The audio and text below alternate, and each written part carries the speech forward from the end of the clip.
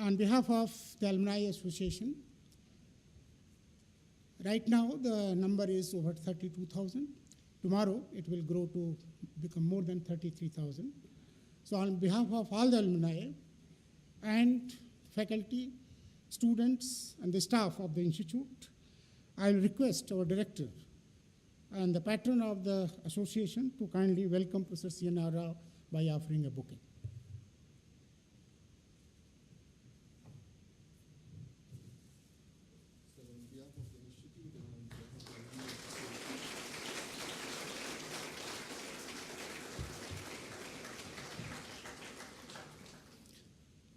Someone who has lived here on the campus, has known the campus very well, has built the campus, fortunately is here with us, Mrs. Rao.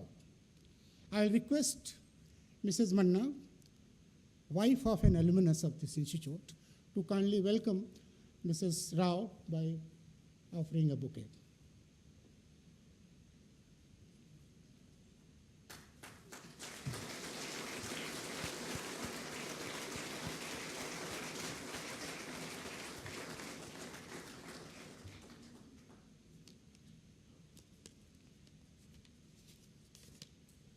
Now, I will read out very briefly something about the Kelkar Alumni Lecture.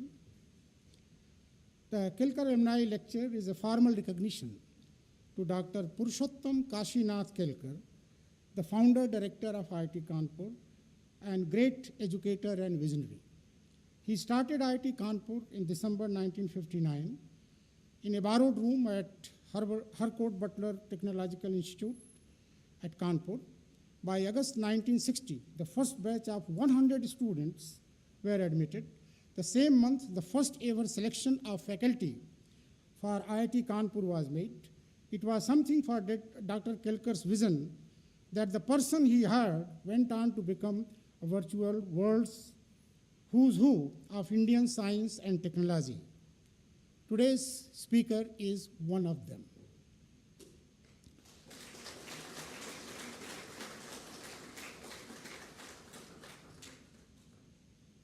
They all have had a great impact on Indian research and development. Under Professor Kelkar's dynamic and innovative leadership, IIT Kanpur soon grew into a place recognized for excellence by engineers and scientists from far and wide. Dr. Kelkar's innovative pattern of educational thought included the idea of the core curriculum and of the electives and humanities courses for an integrated and meaningful engineering education for students, a proper and continual mixture of teaching and research for faculty, later grading, continual assessment of the performance, teamwork in all aspects of planning, teaching, and administration, including students, and placing academic excellence above everything else. There are elements of the IIT Kanpur paradigm that developed under his leadership and provided to India's a new blueprint of how to develop and run an educational institution. The Kelkar Alumni Lecture was instituted by the Alumni Association of the Institute in 1979 in a recognition to a person who had made distinct contributions to the technical education in India through building and developing IIT Kanpur. There have been so far 24 lectures delivered by several personalities of eminence in the field of science and technology, industry, politics, government, judiciary, social activism, cartoonism, cinema, and many other social issues. The fourth lecture of this Kelkar Alumni Lecture was done by Professor C.N.R. Rao. This is the first repeat of Kelkar Alumni Lecture that we are having. The Alumni Association at that time, the technology was very different than what you see now, brought out this newsletter in 1984, and which has the description of the lecture delivered by Professor C.N.R. Rao in 1980. Well, the issue is 1984. I'll make it available if you are interested to see his views at that time. So today in 2016, again, we have Professor C.N.R. Rao to say something about how the India can be a global leader in science and education. So with this brief introduction about the Kelkar Alumni Lecture, I will now request our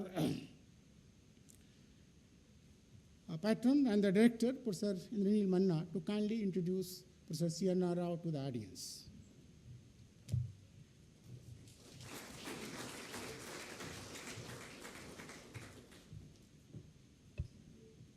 Good evening, everyone. In India, if there is one personality who doesn't need any introduction, particularly in the field of science and technology, then it must be Professor C.N.R. Rao. And yet, as a customary practice, I'm requested to introduce him to you.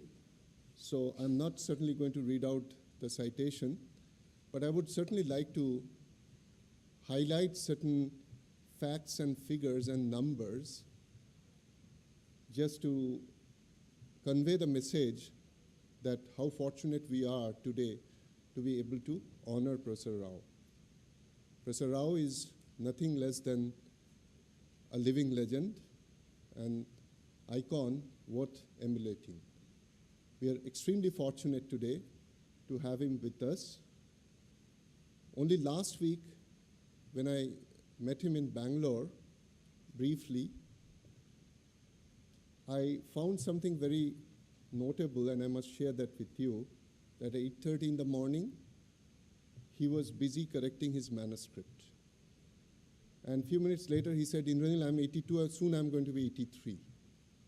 So that's the profile of Professor C.N.R. Rao. But yet, I would still insist on sharing some of the facts and figures with you. Professor Rao is a National Research Professor, Linus Pauling Research Professor, Honorary President of Jawaharlal Nehru Center for Advanced Scientific Research at Bangalore, which he himself founded in 1989. You probably heard in the morning that he took his first degree, tertiary degree from Banaras Hindu University and then from Purdue, USA. Came back to India, spent some time in Bangalore, and then immediately came over to IIT Kanpur. Whenever he meets me, he often mentions that the beginning was at IIT Kanpur. So we, the materials people, always say that nucleation is the most important part of a crystal. So obviously the nucleation happened here in this very institute. I just would like to quote some numbers. 1,600 high-quality, high-impact research articles, 50 books, 88,000 citation, H-index of 131. I didn't make any mistake in quoting the numbers.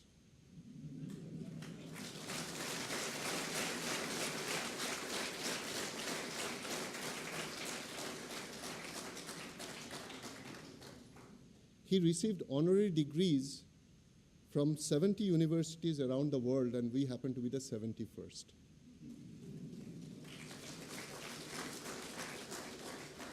"30 fellowships and memberships from leading academies of the world, and name any award in India or abroad in the field of science. Every possibility Professor Rao has been decorated with that. So I'm not really making the big effort in trying to read out the entire list of awards. But then what is amazing is that not confined to India, not confined to US, not confined to one single continent, all continents, all major nations in the world known to be leaders in science and technology have found an occasion or other to decorate Professor C.N.R. Rao. He has played a very pivotal role in shaping the science and technology policy of the country for a very long time. Now, all these years, while trying to shape the country's future in science and technology, he never stopped even for a moment, and that's what you already saw in terms of his output. Now, I mean, this is something of an example which we all would like to remember, and that fortifies my argument that output is more important than the initial input. Professor Rao has been a fellow of all the national academies in the country, was president of Indian National Science Academy, was president of the World Academy of Sciences. In fact, he was one of the founding fellows of that particular academy, International Academy. He received Padma Shri, Padma Vibhushan, Karnataka Ratna, and obviously we all are very happy and proud that Government of India decorated him with the highest civilian award of the country, Bharat Ratna.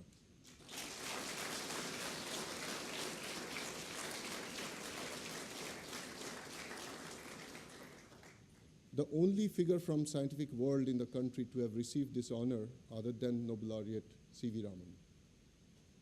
Now, I don't want to come and stand between you and Professor Rao, and when I requested him, within a few minutes, he agreed and he said, I have immense respect for Professor Kelkar, and to talk to alumni of IIT Kanpur, any day, any time, I would love to talk to.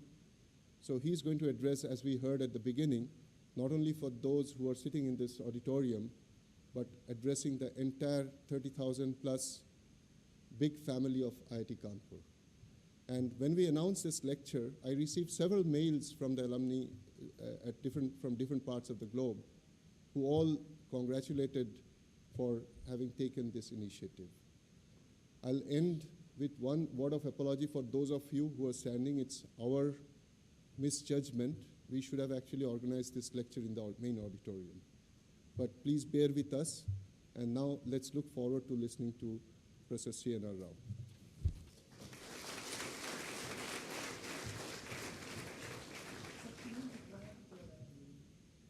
No, he'll speak. But sir, would you like to? So then with your permission, I'll do that. So I'll go and sit over there. Which one? I'll go and sit over there. Oh, okay. Thank you, Dr. Manna and Dr. Krupashankar, for asking me to give this talk. Dr. Kelkar, to me, is just not a director. He's a person who I was very fond of. We actually loved him. In fact, toward the end of his stay, he became very close to me. And I still remember when my second book on infrared spectroscopy came out. It is in your library. It is a 700-page book. I was very young at that time. I think I was 29 years old when that book came out from Academic Press, New York. And I went and showed him. It had IIT Kanpur on it. He almost came to tears. Already one book has come in with IIT's name. And I still remember his reaction to that. And of course, from then on, he asked me to be the head of the chemistry department. He was wonderful to me. And the greatness of Kelkar was, if we trusted you, if he thought you were a good person whom we could believe in or whom we could trust, he gave you complete freedom. He never once interfered. Why are you doing that? Don't do this, etc. We would commit this institute to all kinds of things. We would go out, act as if we were directors. That is the power he gave to many of us. We committed sometimes, but at least one of my friends who is no more, Jagdish Mahanti, who was in physics, he would go and ask, oh, we'll do it in IIT Kanpur, he would say. And actually, without knowing, it is very difficult to do that here. But anyway, we were like that. We were nonchalant, brave, and we were a bunch of young guys here. And imagine a director putting up with a whole bunch of brats. There's a whole bunch of young brats here, professors, and he tolerated us and trusted us. And I think that is something I've known nobody. In fact, I remember I was the first person to get, by the way, Bhatnagar Prize here. I was exactly 34 years old then. And when he heard about it, he told me, Professor Rao, I think someday you must get FRS. I don't think, no, I never forget. I thought I thought it was far-fetched. What is butter price varies far? I mean, there's no comparison. I said, well, I just forgot. But I'll never forget that he said that. That he said. He was very serious. Oh, Kelkar. And anyway, he was like very, very nice. And then toward the end of his stay, he would ask me to come around 4:30 to 5 in the evening, toward the end of the day, and would keep talking with me till late, till 6:30. My wife would be miserable at home. What is happening to him? He would say, what is this? You're always talking to him late in the evening. But he would be talking to him about 6:30, all kinds of issues, about philosophy, about science, and he was an extraordinary, he was a very man of tremendous depth of thought. For example, one of the things I will never forget, he would say, Professor Rao, I'm worried about India. He said, why are you worried, Professor Kill? What is it? No, I tell you why. I know he used to be a very, very orthodox person. He said, we all pray in India. What do we pray for? We pray for our personal salvation. Every one of us want to go to heaven. We never pray for the common good of all the people. That philosophy of India, with each one pays for his own good, will stand in the way of India becoming a great democracy. He had all kinds of ideas like that. I actually agree with that. The Indians pray, they will do public, all kinds of mischief in public. In private, they will pray for their personal salvation. That is India. And there's some truth in that. All you have to do is read newspapers. So that's what Kelkar used to say. Kelkar had many interesting things, and very rarely cut jokes. There was only one joke yesterday. I told him the joke once only cut a joke in public, and I often cite that in private.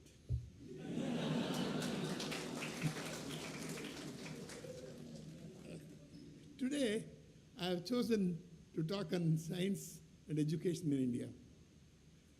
There are so many aspects to it, I can't cover everything, so I will be very restrictive in the coverage. But you have to assume that one has thought about these things.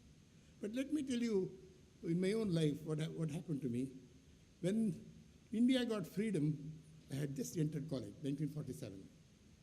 I was very young at the time, 1947. I was 13 years old, but I had already finished high school. I entered college in 1947. And then I still remember the great speeches on August 15th, and that somehow that I never forget. I can never forget it in my life. It is one of those things where you see in that street where we lived, only my house had a radio. The radio was a very unusual, very rare thing in India at that time.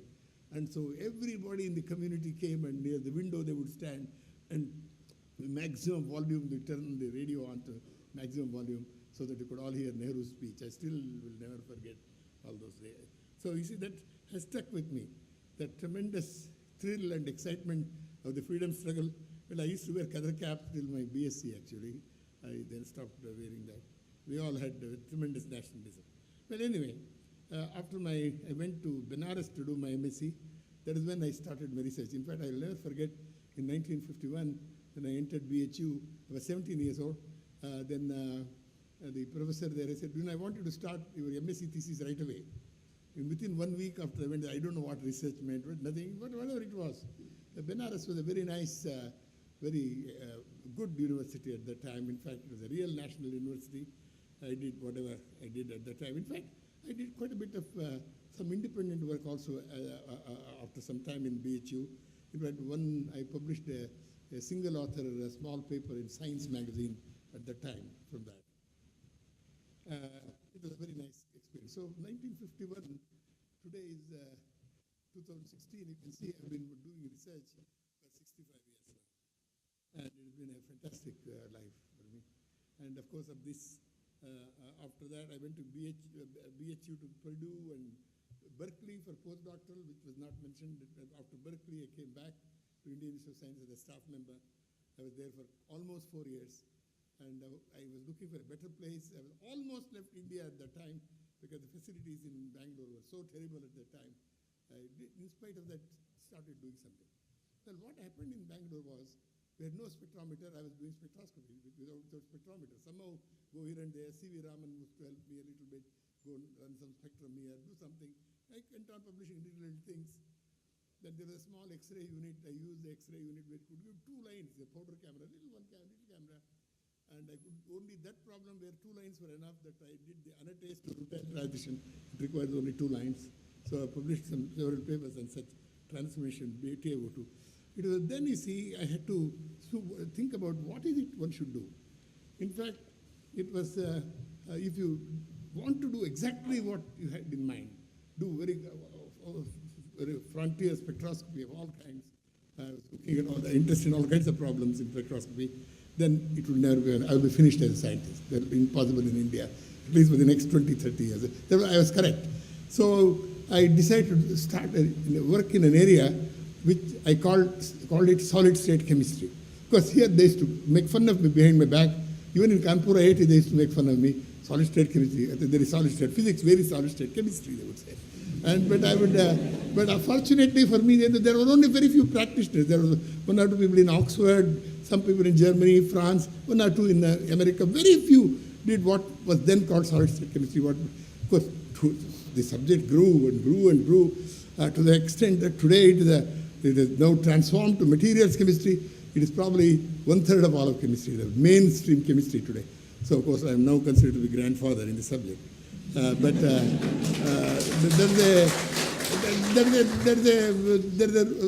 I always quote this poem of Robert Frost. You know how 2 roads diverged in a yellow wood. You know that, this poem? And sorry, I could not travel both. I took the one less traveled by, and that has made all the difference. And that, taking a road where not too many people were working, has really made a big difference for me. So, in fact, I could make many contributions in this area over a period of time, mainly because I could think of afresh on many things where there are not many ideas were there yet. But today, of course, it's again very crowded. So this is a very good lesson for all young people. How do you start research?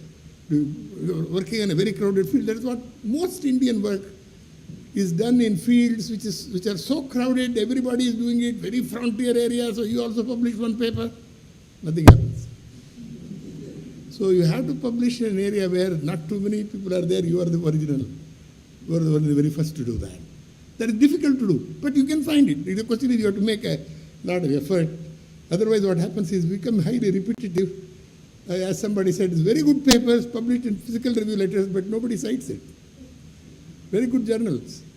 This is what happens in very good work, requiring tremendous competence, very good scholarship, but the work doesn't get noticed. Mainly because it is a very crowded areas have that problem. Anyway, I have been very lucky. So anyway, it has been very fortunate for me that I have taken this area. Today in this area, of course, everyone knows me in the world. It doesn't matter where. In fact, I had a very interesting experience once. There was an international conference where I gave a lecture. I came out, I was in the airport, and some more nice gentleman came and shook hands. Professor Rao, I listened to your lecture, it was very nice. You know, there was very similar, some work in this area, some many years ago by a person very similar to your name. I think by now that man must be dead, he said. I said, no, that's okay.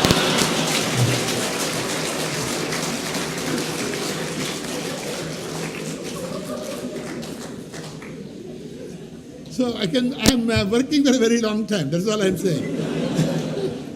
Okay. But coming back, what happened was when I was doing all this, slowly, of course, I became a professor here. I was one of the youngest professors. I was not even 30 when they made me a professor and head of chemistry department. It was a very great department, chemistry department, still is a very good department. I didn't use the word great. And then, of course, I went a bit back to Kanpur, Bangalore for various reasons to build a new laboratories devoted to my field because I needed to, I went to Oxford from here as a professor. But I could have stayed on permanently as a professor in Oxford, but we came back. I then said, I must build a lab, just the kind of lab I had in Oxford. Fantastic facilities for this area of research in materials chemistry or physics, whatever. So I went back to Bangalore where I could do that. I had a reasonable lab. I had to wait almost 20 years of my career to have the first good laboratory. It's very important to remember. It is not as if suddenly all labs were there, I went on working, publishing. No. I had to wait, I had to be patient, and so on.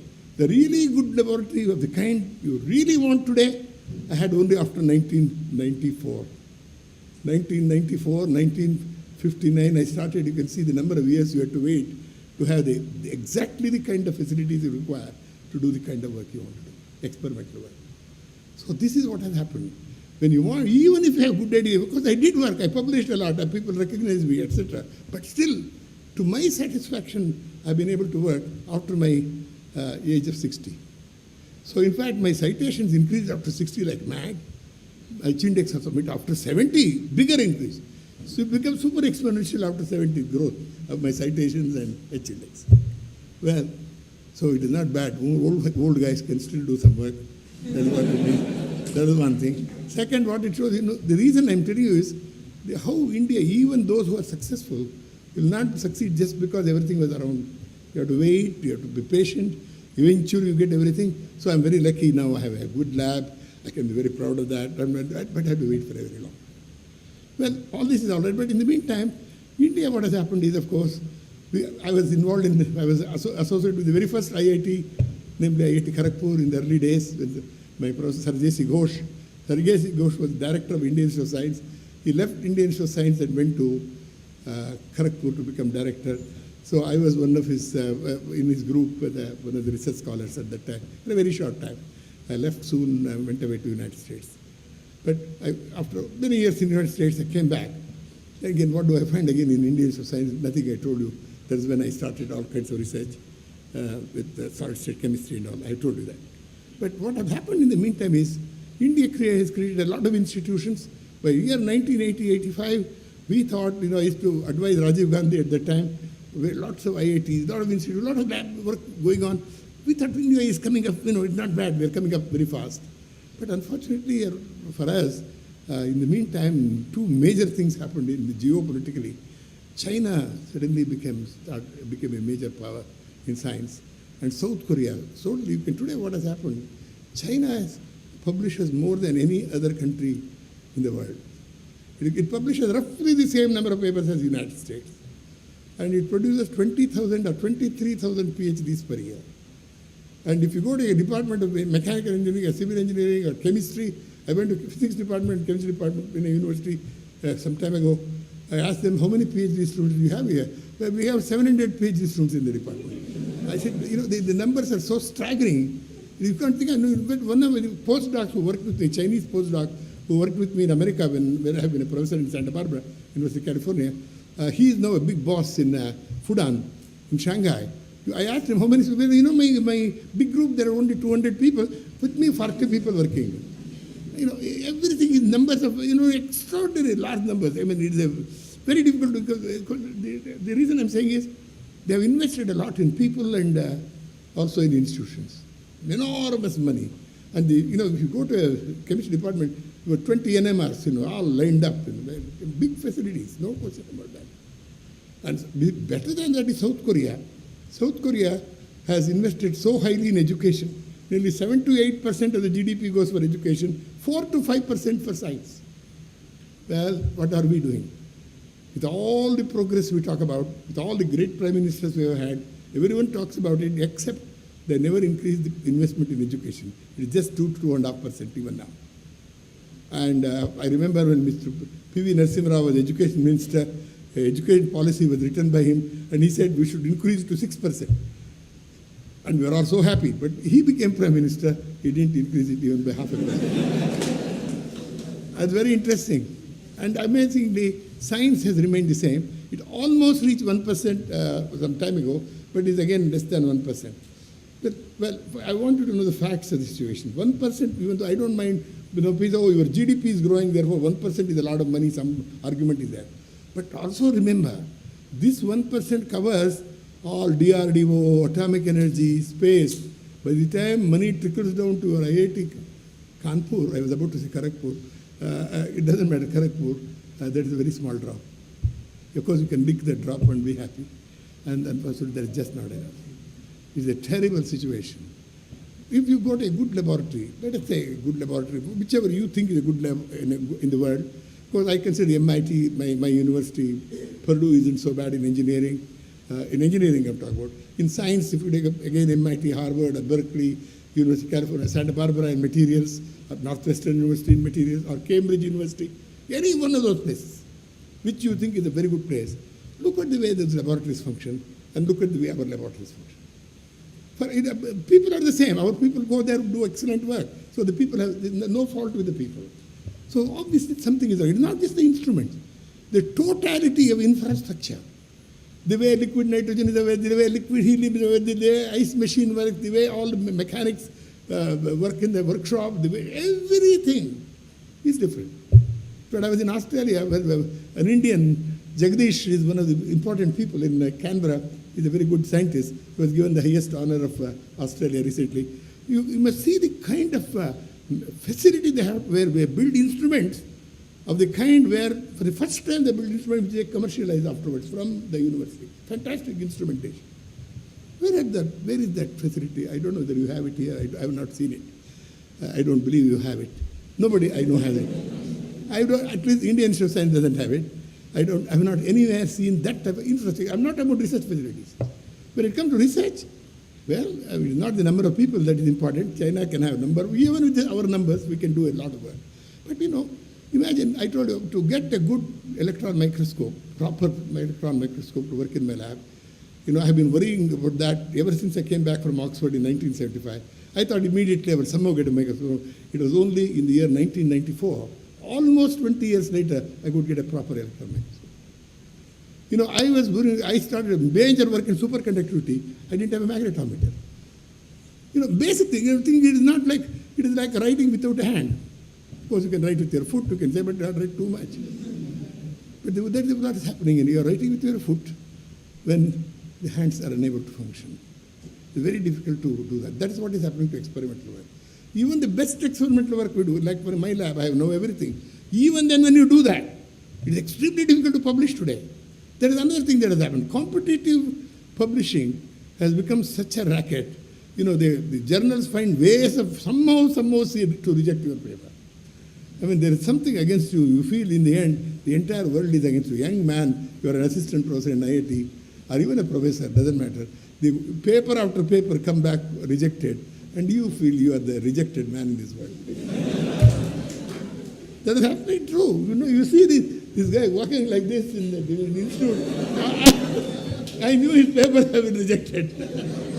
It is not because his wife shouted at him. But this is amazing. This effect is, I tell you, it is called referee fatigue.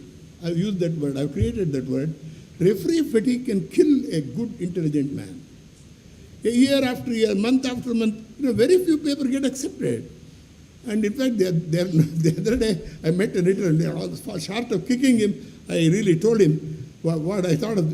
What do you mean by sending a paper for 6 referees? There'll always be 1 out of 6 will say no, so you reject it. That is ridiculous. And a bunch of second-rate, I'm sorry to say second-rate, I guess second class, let us say. Second class or third class BScs or BEs or whatever, they sit and see the paper and reject it without being refereed. It is an insult to science that papers are rejected without referee. That is not the way science works. Science is one where you have to look at things, see what people have to say. And without that, it is referee. So this is the condition we are in today. So India is having great difficulty competing with China, competing with Korea. I have not mentioned America, don't forget. I have not mentioned Europe. Right, 2 neighbors right here in Asia. In fact, when I go to Japan, I've been a very close friend of Japan for many years. I've been a member of the Chinese Academy for the last few years. I know a lot of friends. My friend is now become the president of Chinese Academy. Everything is fine. But friendships apart, inner feelings of a Japanese scientist, Japan, they feel very down. Japanese feel that they are being completely outwitted both by the Chinese and the Koreans today. And that's true, actually. As Samsung has done much better than Sony, you can see that. Well, anyway, what has that to do with India? The India is, we have an uphill battle to compete today. And that is the fact of the matter. You can't come out of that. Well, what do we do when such insurmountable problems appear in publishing? We have to do something. Of course, we have to work very hard. By the way, we don't work hard enough. And if you don't mind my saying, average Indian student and professor doesn't work hard. compared to a Chinese or a South Korean. Very, very hard. They are very hardworking. We must all work at least double the amount of work we do, hard work. And I'm not stressing on it because it will be unpopular. But more than hard work, I think we'll have to pick the right problems and create ideas. Work on ideas. That is what I mean by idea generation. Linus Pauling, if you remember, when he solved the structure of the alpha helix, people asked me, how do you get such a great idea? But he said, to have a great idea, you must have many good ideas. Well, the very simple answer, but what it means is, Linus, I know him because he was my guru. Linus always said, when you talk to him or when various occasions, he's always looking for ideas. He searches, actually, that is a lot of effort is, what is it I should be doing, what that idea, goes on worrying about that. I think we should all do that. I think we should be an idea center from IIT Kanpur. Create new ideas, new directions, new venues. There you see even one paper is enough. 2 papers may be enough. You don't need a lot of papers. I think Indian strategy must be based on idea, creation of new ideas, new venues, and so on. Well, other than that, what else? I told you about funding. People don't like to talk about funding too much, but I am not so sensitive. We have this poverty culture. To be honest, when you say, IITs are very good, very well off, well, when we say very well off, compared to whom, compared to what? I would say we need much more funding for good engineering and science. And the government has to pay at least 2% of the GDP for science. If they cannot pay 2%, I know that is difficult, let them give 1.5% of the GDP. The other 0.5%, find a way to get it from industry. Till now, industry's contribution to science of the kind you do in IIT Kanpur, I do in Bangalore, is less than 5 to 10%. And in Korea, 45 to 50% of Korean science is supported by industry. In fact, when I was young in America as a student even, some of my research was supported by industry. In fact, when I went as visiting professor in Santa Barbara, one of the industries gave me money for my research there. Why? When I met to, after 57 years of research in India, I met to get my 5 rupees from industry for my research. I'm not many. Very difficult to find fundamental research, new research, whether it is chemistry or engineering of any kind, or doesn't matter what. Unless it is very, very applied, very close to some industry, something very too close, where it is not open-ended research, there may be some money, but otherwise, industry's contribution is very, very small. And another thing, you have to pardon me for this, many of you may not agree, but I have been talking about it ever since Mrs. Gandhi's days. You see, there is an obsession when India science, science, they don't talk about some great scientist. They won't talk about C.V. Raman, they won't talk about Ramanujan, they won't talk about anything else. They will only talk about atomic energy, space, the rocket that goes off, and produce satellites.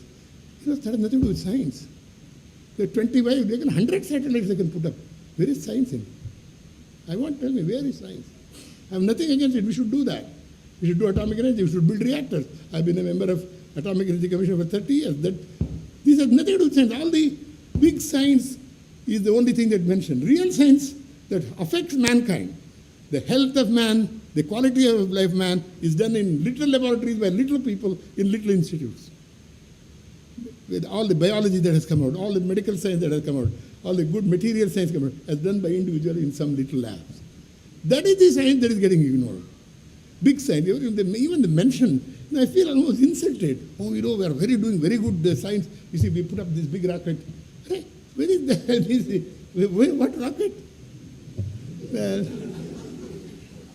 I think what you might call the Pataka science. It is. I don't know whether you ever did that. When we were young, there was a competition with your neighbors. Who would have the loudest Pataka? So we are competing with that. Okay, jokes apart, seriously, I'm a bit worried about that. I've been complaining about that. I've told Manmohan Singh, he always agreed with that. He used to agree and even would say we'll do something.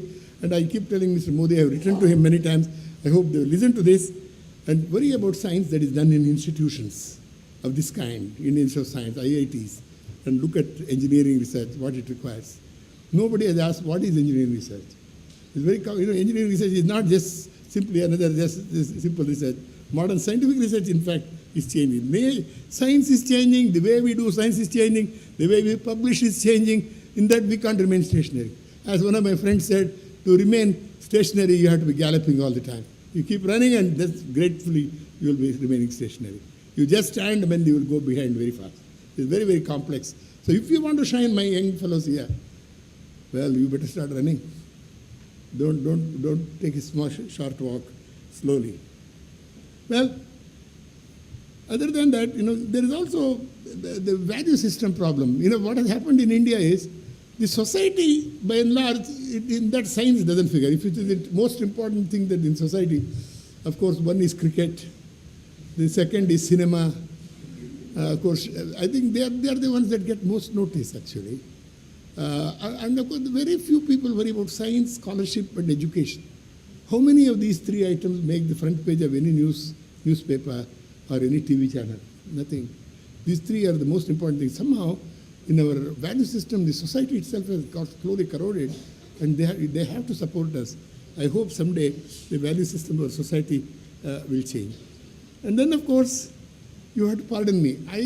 I'm not becoming a philosopher. I'm not becoming an old fellow always criticizing young people. I'm not like that. Except something I want to say. But one thing I've noticed in working with a lot of young people, I've collaborated with a very large number of people all over the world. I've had a few hundred young people who have worked with me, don't forget. I've had at least 150 or 160 people who have got PhDs with me by now. Lots of wonderful young people. One thing I noticed, when young people stand on their feet, when they try to do their own work, they need some more help. We seniors have to do much more for young people. And that is one thing. More than that, generally, even when you're a good person, selfishness is something that is very strong in India. In fact, selfishness in science is anti-science. Selfishness and anger. There are some people who are always angry. I don't know, there must be some here, no? I think the director will know. I think the director will meet many of those. But at least it may not be in Kanpur may not be. I don't want to mention which part of India I'm talking about. There are some parts of India, they are always angry. You ask anything, they're like, in fact, only the other day, I said, how are you? What do you mean, how are you? I'm fine. The worst was this professor of electrical engineering was going, and I said, did you have lunch? Of course I had lunch. You are the only one. So, very, very angry. So such people will never be able to do research. See, research requires, it's not a joke, seriously. Anger and envy destroy all creativity. In fact, Vivekananda long ago said, what is it that stops India to become a very great country? Vivekananda very beautifully said, this envy of Indians will destroy India. That is what I'm worried about. Very simple statement. I'll never forget what a great statement he gave long ago, Vivekananda. There is something, envy and anger are very destructive qualities in man. In fact, I always joke, if the day you fight with your wife and come to the lab, you can't do any research. Yes or no, you can ask. You see, yes, he's nodding his head. But one reason you can ask my wife, I've never fought with my wife. I've been married how many years?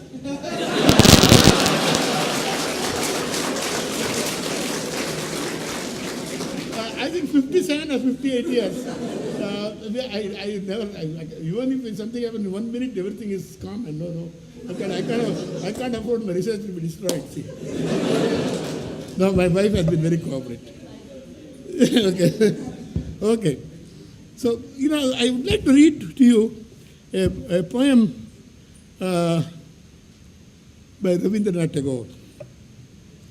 It is very important to read some poetry, particularly Gitanjali and so on.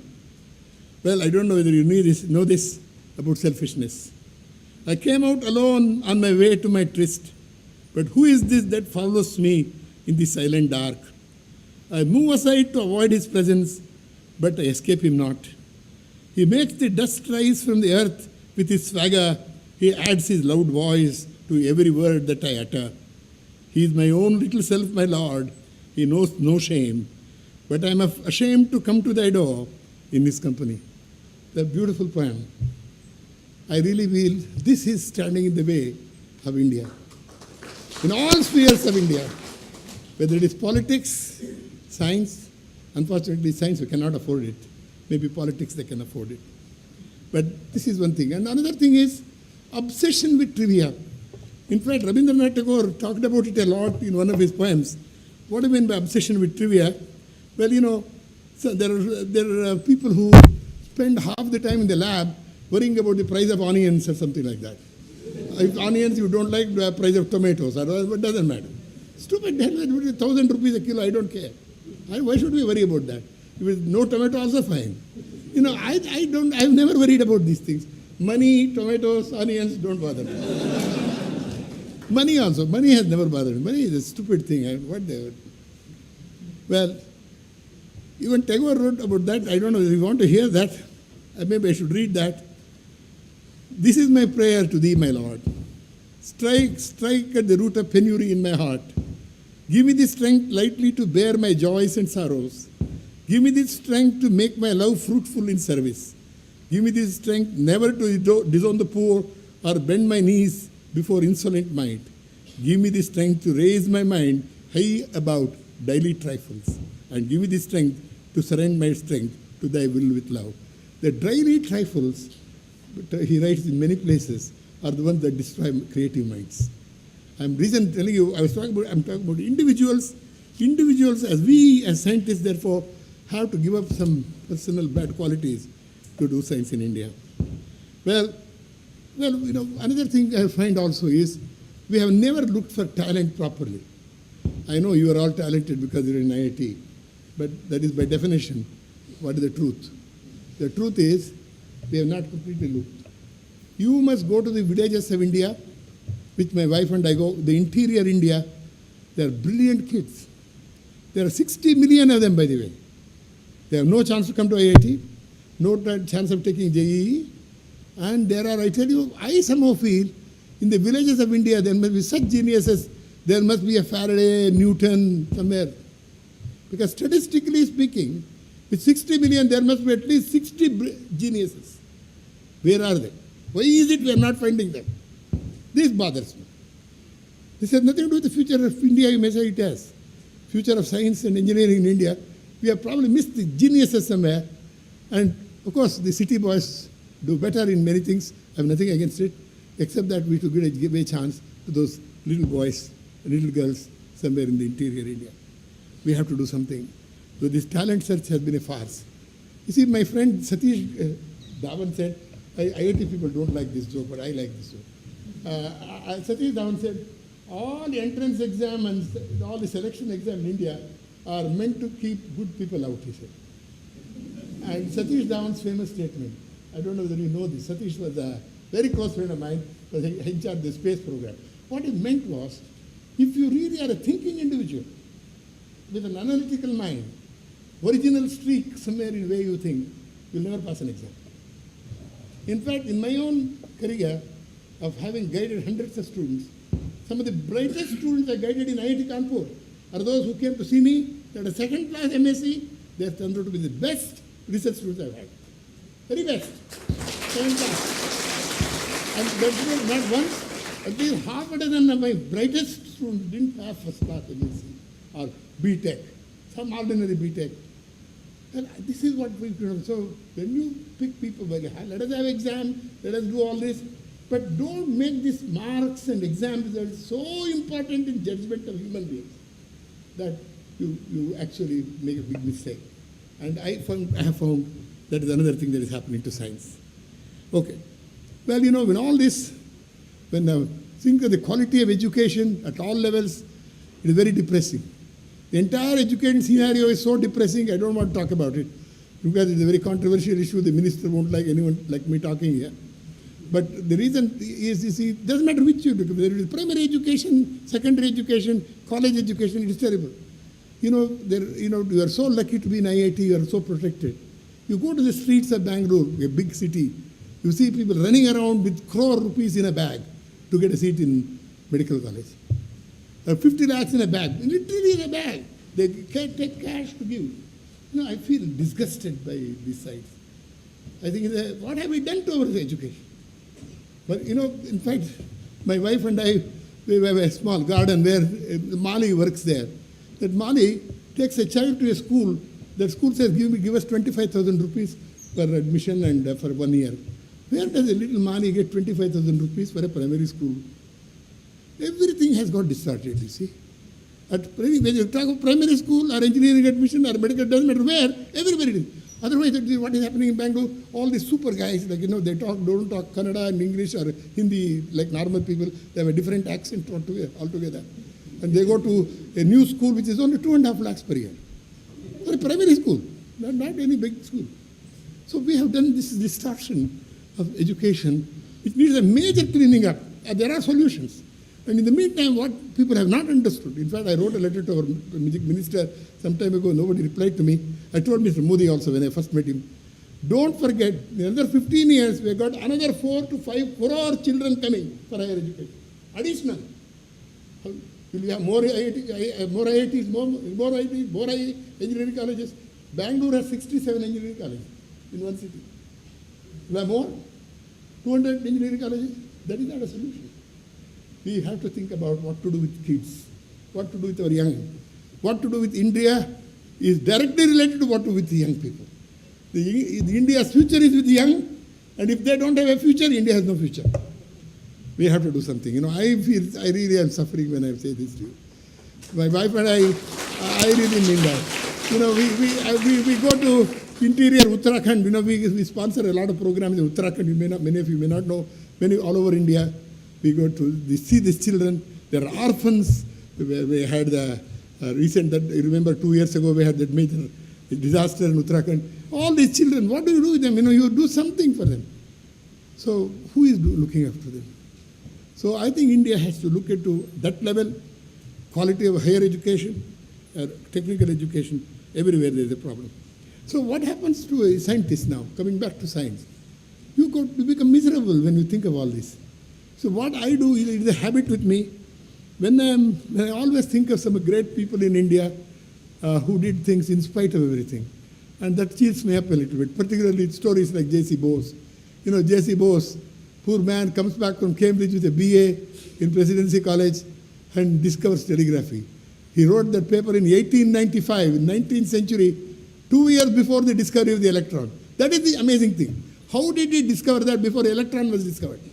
In fact, I had a very great guru of mine, Sir Neville Mott, was a Nobel laureate, was a Cavendish professor of physics in Cambridge. Always used to ask, Professor, how did this man, J.C. Bose, do this work using that lead sulfide crystal before solid-state physics came as a subject? How did he do that? I don't know. We have people like that. Of course, he should have got a Nobel Prize. They cheated him out of it, and it doesn't matter. It's too old now story. But there are other stories. Ramanujan. How did this young man, who died at the age of 32, before dying, he was in a miserable place in Tamil Nadu. Even today, it is impossible to go there. Once you go there, I don't know, you wonder why you went there. It is a terrible place. Nothing there. You don't expect, all coffee shops and big restaurants. There is nothing in those little places. There he wrote thousands of theorems and mathematical conjectures, which has made him easily one of the 3 greatest mathematicians of all time. How can they do that? Tell me. Did somebody give him a scholarship? Was there a grant system? Same with J.C. Bose. J.C. Bose asked the British government, please give me 2,000 rupees for my research. 2,000. And he got a letter from the British resident in Calcutta. Dear Mr. Bose, you have the audacity, that's what you have to use. You have the audacity to ask the British government for 2,000 rupees for your personal research. If you want to do personal research, you must do so with your personal savings. That's it. That letter J.C. Bose got. Fortunately, somebody found out, there was a very famous scientist called Lord Rayleigh in UK at that time. Some of them found out, then wrote to the Viceroy, eventually got to the. I mean, look at what type of people we are talking. Well, there are many stories, like Michael Faraday. What did Michael Faraday do? You all know. He had only 3 years of schooling. How did a man of 3 years of schooling become the greatest scientist of all time? Nobody can beat the record of Faraday. I hope at least in this lecture you know one thing. You ask who is the greatest scientist of all time, Michael Faraday. Nobody. There is a number of things he is unbelievable. Everyone knows lots of electrolysis. He is the one who discovered benzene organically. These fellows organically would have given Nobel Prize. And lots of electrolysis would have got a Nobel Prize. He discovered electricity. Another Nobel Prize for that. And a lot of other scientists in modern, if only he lived in the 20th century, he would have got at least 5 or 6 Nobel Prizes. I would count at least 4. 4 he would have got if you were in 20th century. But unfortunately, you were in 19th century. But you know, when he discovered electricity, you remember that story, right? You remember they discovered electricity. The finance minister asked, what is the use of this? He said, well, you know, someday you will tax it, he said.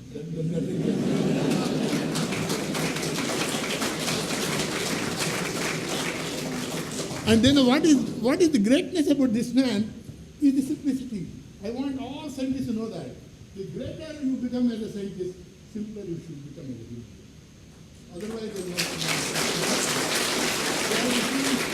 because you have to deal with young people, you have to deal with people who may or may not have everything you want.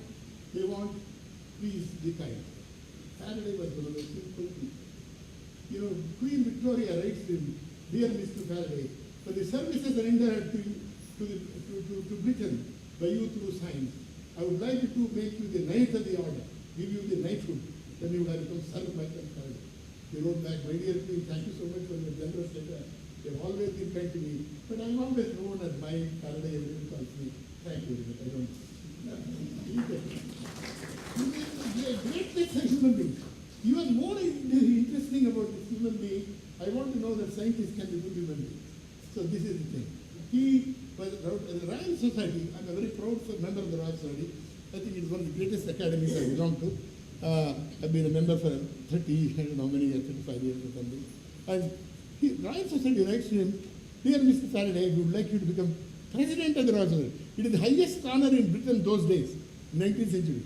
He writes back, gentlemen, thank you so much for this great honor you have given me. My place is in the laboratory. I don't want to do it. How many of our professors write that? Anything that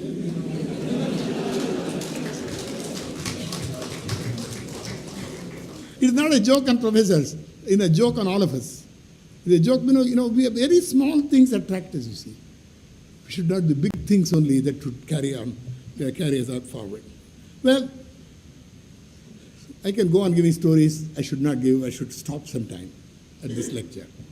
Well, some people asked me this morning, or somewhere, yesterday's lecture, somebody asked me, how come at this old age you are still kicking around like this? Asked me. I'm now 82. I'm going to be. By the way, I finished my 82 today. What is the date today? 3 days I finished 82. It's not my 83rd year. So then I called him. I gave him a simple answer. I gave him the story. What Sant Kabir Das says, everything is in the mind. I even told him, Man me Ganga, man me Kashi, man me Snan Karo, and everything is in the mind. I told him that. But more important is that one thing I have learned is the importance of time. Whatever I have done in my life is because I've used time very, very carefully. Management of time. Doesn't matter whether I may be advising Rajiv Gandhi or Manmohan Singh or working for anybody. I may be the president of this, but I will never allow my research time to be suffered. Everything is adjusted to my scientific time. I will not suffer. Both I work very hard, I get up very early and do something, but I will never allow my science to suffer. I would request all my colleagues to do that. Don't ever allow your teaching and research and other things, academic things, to suffer because of other interests. Other things can wait. They should be adjusted to whatever you do in the laboratory, whatever you do in the teaching room. I think very important. Well, for a country, what is happening? For India, one funny thing that has happened, well, there's no time for India. Some people think India has a lot of time, we can take it easy. Just like many of us, before I know, I have become 82. I never realized, I thought it was just going on. Suddenly I went, my God, I'm 82 years old. Time goes on, and that is going on all the time, and India doesn't realize that. I don't think we in India have more than 15, to be generous, 20, I would say 10 to 15 years to catch up, to become a great country. And we can become a great country. And in fact, I always quote Michael Faraday for that. In Michael Faraday, somebody wrote to him, Faraday, you never replied to my letters. He said, it's a question of time. Then about time, he wrote this letter. What is the longest and the shortest thing in the world? The simplest and the most slow. The most divisible and the most extended. the least valued and the most regretted, without which nothing can be done, and what devours all that is small and gives life and spirit to everything that is great. It is what the Creator thought as so valuable that he gave only a limited amount to all of us. So, he said, if Creator thought time was different, he would have lived for 500 years. He said, 100 is enough for you fools, he said. That's it. And you see, time, we have to realize in India is not in our favor. That is why, you see, as I'm getting old, I become impatient. You see, when I was a very young professor, C.V. Raman was very good to me. He made me a member of the academy when I was 30 years old. He was very wonderful to me in many ways. Well, just before he died, he wrote to me, I was in IIT Kanpur. He said, Professor Rao, I want you to come and give a special lecture in the academy. This was 3-4 weeks before he died. I went all the way because, going from Kanpur to Bangalore was not easy. You got to go to Delhi, all kinds of complexities are there. But anyway, I went there. I gave the lecture. I gave one structure of water. I will never forget that. And he was so superlative after my lecture. And then we had coffee break. Then I still see Raman standing.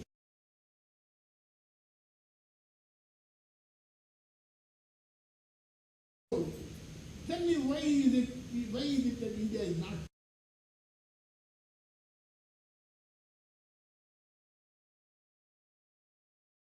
That I am 82 years old, I have to feel the same way. Why are you?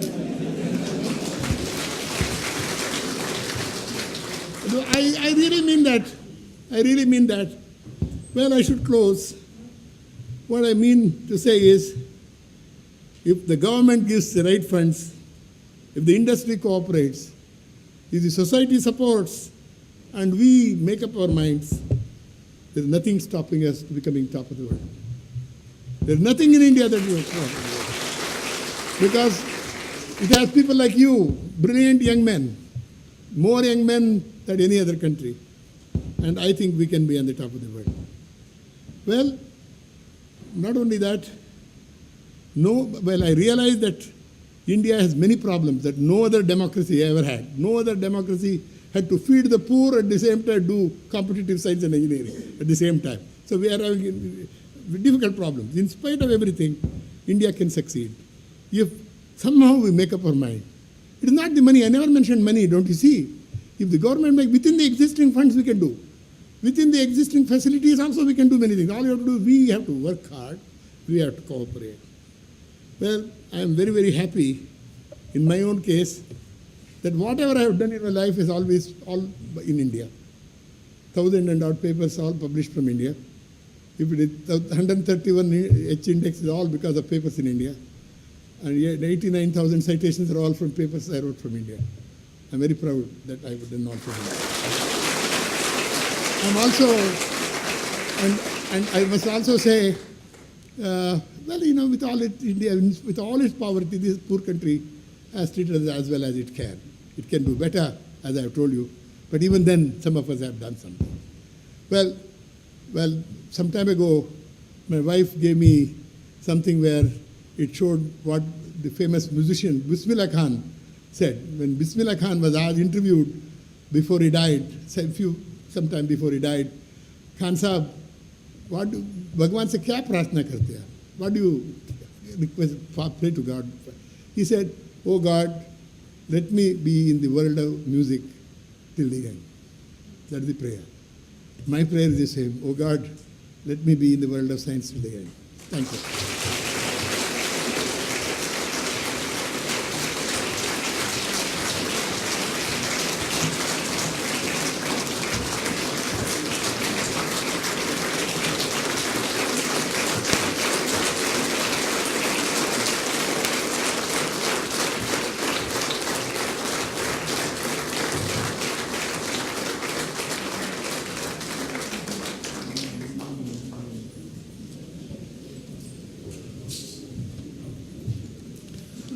I'll request Professor Manna to kindly come on the stage.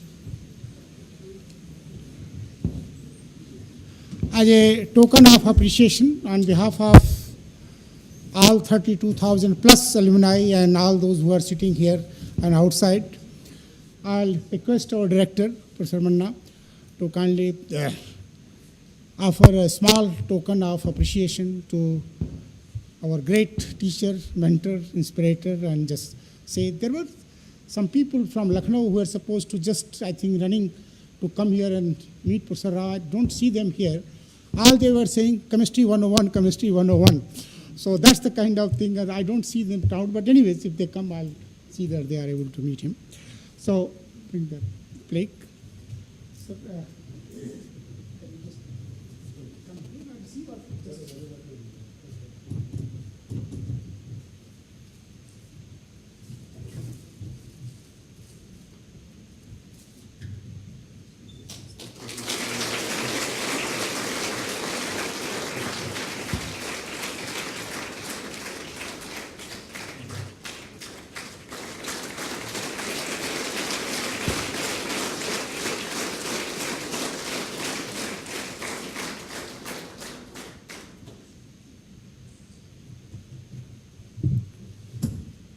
okay, well, I should thank you all, and particularly Professor C.N.R. Rao with the same passion. Sir, one thing, the last lecture on 2nd of October 1983 was in L7. I think I remember that. If you remember, the sitting arrangement was exactly what it is today. So a lot of things have changed, but at least our culture has not changed. Yes, there are fewer people standing, there are more here. So something which has been carried forward for quite long. So you are doing the right kind of thing. One thing more I should mention here, that, sir, you may not remember, Professor Rao was the chairman of the Board of Governors from 2003 to 2006, 3 years. I happened to be the deputy director at that time. At that time, the institute was going into multiplication of 2 times, 3 times. And a lot of things happened during that time. Sir, this building is one of those things that you had at that time approved and thought about it. So welcome to this outreach building of IIT Kanpur. So I thank very much on behalf of all the alumni to our Professor Rao and Mrs. Rao. Madam, we very well remember the kind of efforts that you put in to propagate the chemistry lecture 10 years ago in auditorium. And both of them, sir, I think she and you, I think the children were invited from all over Kanpur. And the passion for theirs for spreading the education in the children is very much seen here on the campus. It is not only that other places know, we also know about it. So welcome again to this. And of course, thanks to Professor Manna, who, that convocation today, convocation tomorrow, could find time to come here and grace the occasion, and Mrs. Manna. All those, Professor Mathur, I don't know how many people, sir, you remember, Sir N.C. Mathur of electrical engineering, so he's there, and many old faculty members who had worked with Professor C.N.R. Rao, they are here. So, thank you all, and the 25th Kelkar Alumni Lecture is now closed. Thank you very much.